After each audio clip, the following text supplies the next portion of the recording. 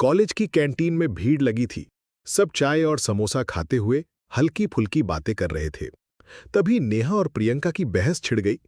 नेहा बोली, प्रियंका, किताबों का महत्व समझो। मोबाइल से मिलने वाली जानकारी बहुत सतही है।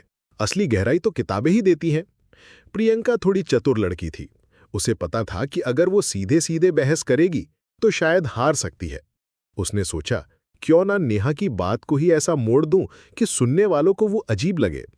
प्रियंका जोर से बोली, मतलब साफ है, तुम कह रही हो कि मोबाइल से पढ़ने वाले लोग मूर्ख होते हैं। अच्छा, तो अब हम सब जो ऑनलाइन पढ़ते हैं वो सब बेवकूफ है। अब बाकी कैंटीन वाले हंसने लगे। अरे, नेहा तो हमें बेवकूफ कह रही है। किसी ने मजाक उड़ाया। नेहा घबरा गई।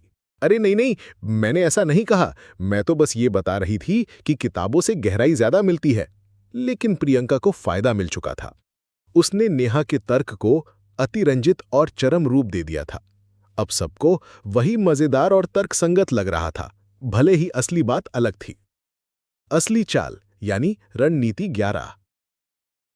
इस टेक्निक को अंग्रेजी में स्ट्रॉ मैन फैलेसी कहते हैं, यानी विपक्षी की बात को जानबूझकर तोड़ मरोड़कर एक पुआल का पुतला बना देना, जो असली इंसान की तरह दिखे लेकिन वास्तव में नकली हो।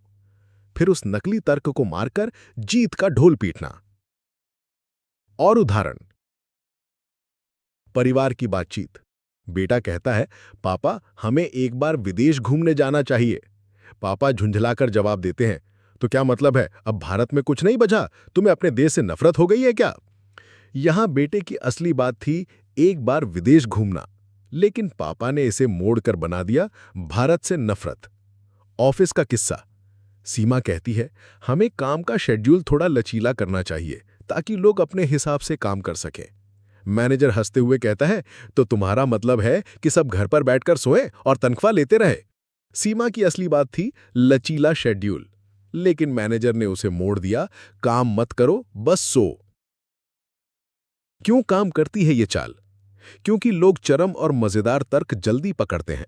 जब कोई आपके तर्क को तोड़ मरोड़कर मजाकिया या चरम बना देता है, तो सुनने वालों को वही ज्यादा याद रहता है।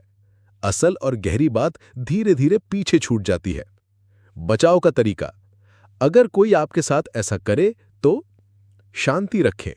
गुस्सा आ गया तो सामने वाले का ही फायदा होगा। साफ साफ कहें, मैं ये नहीं कह रहा, मेरी बात असल में ये है। दोहराएं। अपनी असली बात छोटे वाक्यों में बार बार कहें ताकि लोग समझ सकें। मोड़ पकड़े। सामने वाले से कहें कि आप मेरी बात को गलत रूप दे रहे हैं, कृपया मेरी असली बात पर ध्यान दें।